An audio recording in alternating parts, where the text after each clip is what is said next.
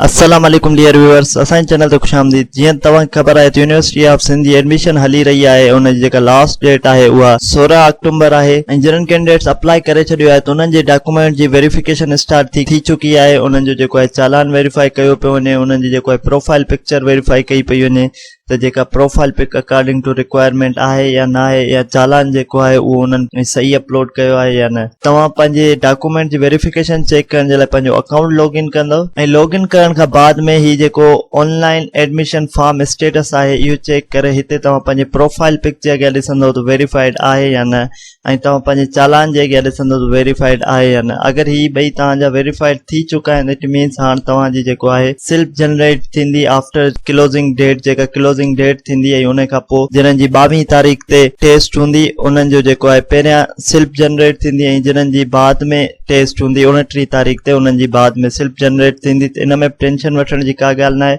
जिन्हनि कैंडिडेट्स जी पहिरियां एडमिशन हूंदी त उन्हनि जी क्लोजिंग डेट खां बाद में फौरन ई उन्हनि जूं सेल्फ जनरेट थी वेंदियूं। त उम्मीद था कयूं तव्हांखे इन्फॉर्मेशन मिली वई हूंदी तव्हांखे पंहिंजे फॉर्म जो स्टेटस कीअं चेक करणो आहे ऐं ॾिसणो आहे तव्हांजी जेको आहे प्रोफाइल पिक वेरीफाइड थी आहे या न आहे थी, तव्हांजो चालान वेरीफाइड थियो आहे या न आहे। मज़ीद अहिड़नि इन्फॉर्मेटिव वीडियोज़ जे लाइ असांजे चैनल खे लाइक कयो, सब्सक्राइब कयो त जीअं असांजी ईंदड़ हर नई वीडियो मां ताईं पहुची सघे। अल्लाह हाफ़िज़।